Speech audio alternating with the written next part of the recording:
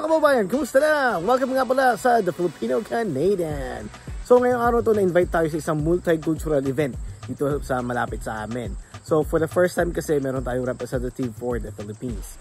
So ngayon natawagan ako ng aking kumpare para tumulong. So yun ang pupuntahan natin. Kaya tingnan nyo naman yung outfit, diba?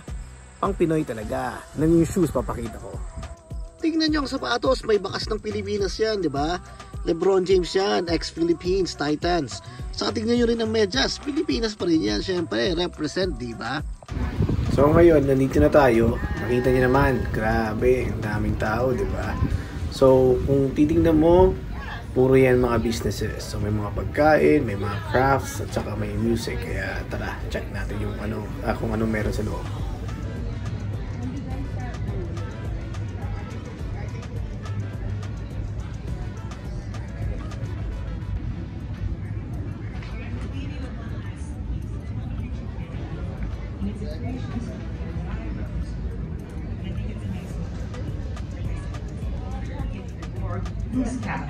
It's a new story with old roots. So, here we go. Long before time immemorial, when there were only the plants, animals, spirits, magical creatures, and the original people who roamed this land endless. Yes, sometimes people do not get along. Accent, smile. Nice, busy na.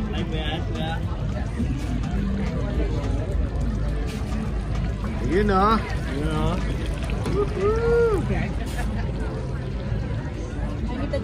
Adam.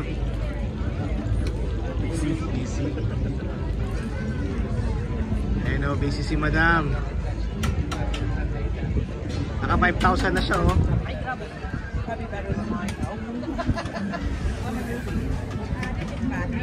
Yun o, ang the best na snack. Ito mga pang malupitan dito.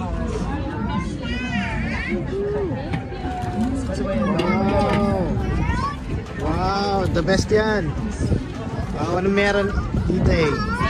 Wow, yun o, yan, the best din yan.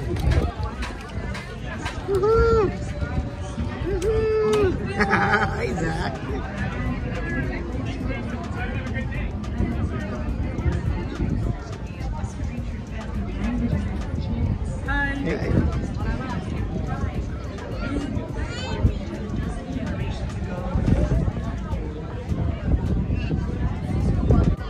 So dito naman na area na to, halos nandito lahat yung mga dry goods. Makikita nyo, walang pagkain. Nasa likod yung mga pagkain.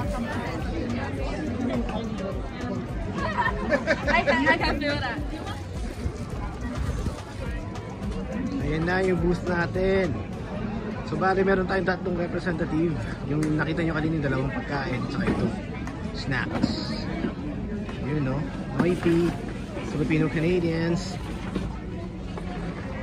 Galing, di ba? Parol.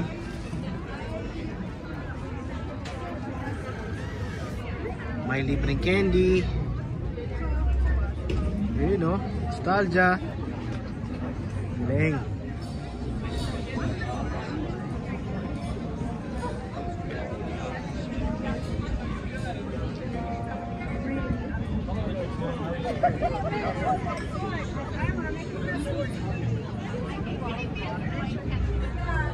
Ito na, Philippines represent.